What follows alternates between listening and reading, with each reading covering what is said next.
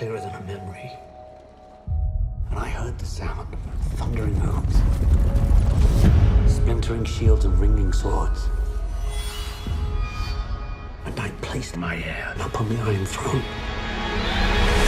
And all the dragons roared as one. Steve and Eve, how are you doing today? Very good, thank you. How are you? I'm really good. Such a pleasure to talk to you both. Congratulations on the show. So far, I've only seen the first episode, and it's huge. Like, this, even from the first episode, I was like, oh, the scale and the scope of this immediately hits you. Oh, good. For you both, what was your very first day properly on set like, with the wigs and the costumes and everything Game of Thrones? Oh, Well, luckily, it was so great. it was Thank lovely. goodness. The very first thing that was shot at all of the whole series was us two in wow. a scene from a particular episode. So it was great. I mean, you walk onto the set and it's huge. Massive. It's all this incredible work that's been done, all this detail. And of course, you're wearing these grand costumes which help with the way you stand and everything. It was... Oh, but actually also, do you remember we had that sort of COVID mock-up day?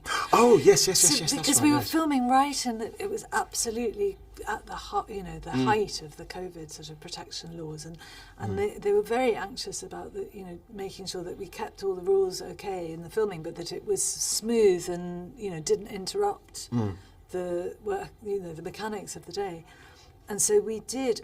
They used our scene as a kind of what was it, like a sort of COVID audition for how the set was going to work in terms of all the protocols and all the the things with people's masks and distancing and all that sort of thing, just so that everyone could have a go at doing it before we actually went to film anything. I forgot that. That's right. Yes. So we got to have a kind of dummy run. A dummy, kind of fake go. Yeah. So that by the time actually we got to do that scene, which was the first thing that we then shot, we'd had a little sort of flavour of it, which was really it was nice, good. Yeah, which was good, wasn't it? No, it was amazing. Because so much of what we do is about our imaginations, and the more that you can get that's real, that you can actually touch and feel, the better it is for you as a performer.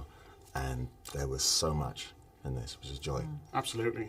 I don't want to presume anything, because obviously I've only seen the first episode, but could this all have been avoided if they'd simply made you the queen straight from the get-go?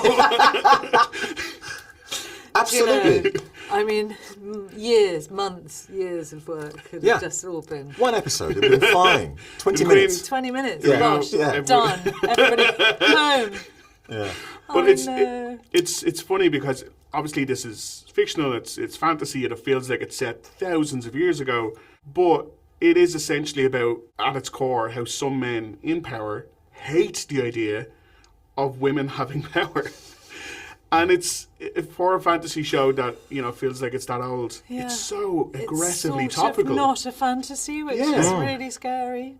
I mean, really scary. And when I auditioned, they said, the trajectory of the show is this line that I say. It's episode 2, I think, that men would sooner put the realm to the torch than see a woman ascend the Iron Throne. And I was like, well, snip the word iron out of that sentence, and that's basically a lot of our reality. Yeah, it is the fact that whatever shows you make, wherever they're set, whatever time they're set, they still reflect the world that you are living in when you make them.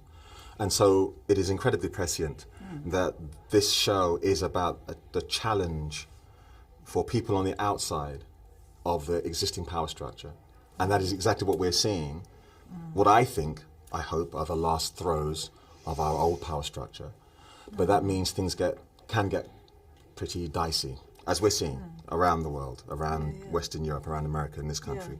That there are new voices, new confidence in people who haven't been heard before, who are suddenly now stepping forward and going, well, no, this is what I want and this is what I expect, and so forth. And the old power structures are struggling to hold on. Yeah, really resistant to it. I think people who maybe they haven't read the books, maybe they're not fully versed, and all they know is the show, the original show. And now this. So I was reading a bit on your character, and he has the most fantastic logline synopsis where he just sounds like the most kick-ass, amazing seafaring warrior. And I was like, okay, I'm excited to see that being put into work. So do you have scenes in this season, or are you aware of stuff coming forward where you will have these huge kind of sea set action set pieces? I'm All I'm aware of is what we did. Okay. So there is some warfare, a little bit of a little skirmish, but for the most part, this season is more about the real. Certainly for him, is the real drama for him is about trying to maneuver either his wife onto the throne or his family close to the throne as possible. That's what happens. I mean, I guess if people like this show, then we'll do more. And then there will be plans afoot. I know I've not read the books, so I don't know what happens. But in terms of where we are right now, I think he is kick-ass. I think the thing that I like about him is the fact that we were talking about is that he doesn't care what anybody thinks about him other than his wife. Yeah. Doesn't really care because he's rich enough to not give a damn. And I think I think it's in episode 2. I have a scene with Matt playing Damon, where I actually say, I made my fortune. All of these other guys, they were just born into it, but I had to go out and earn it. And I think that's one of the things that fuels him. As he sits around the small council table, he's very much like, yeah, you lot don't have any idea about what the real world is, and I do. I did this. I get it. Yeah. That's He's a man of action, which I think she really likes. understandable. That's Yeah. understandable. And just one final question, if that's okay. I imagine there might have been a little bit of hesitancy because Game of Thrones is huge. The fan base is unique. Following that up, you'd be like, is that what I want? But you've got Miguel.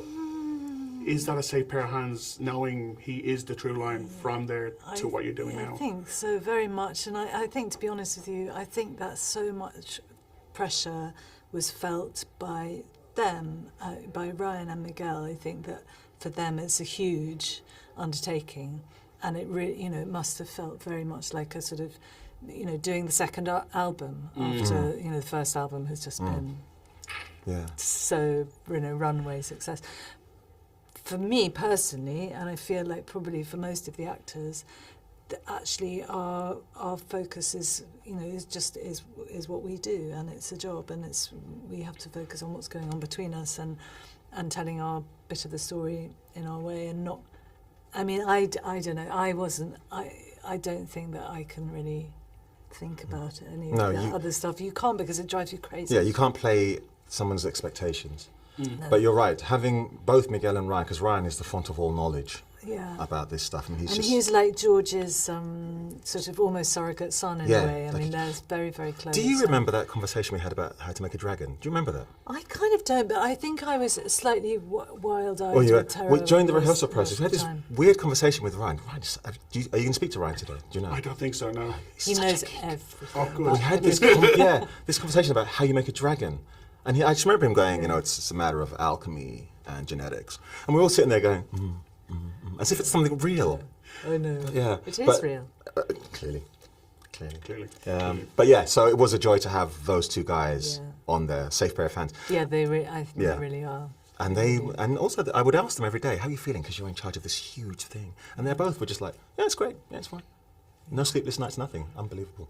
That's the mood you want. Steve and Eve, thank you so much for your time Thank today. you. Thanks so much.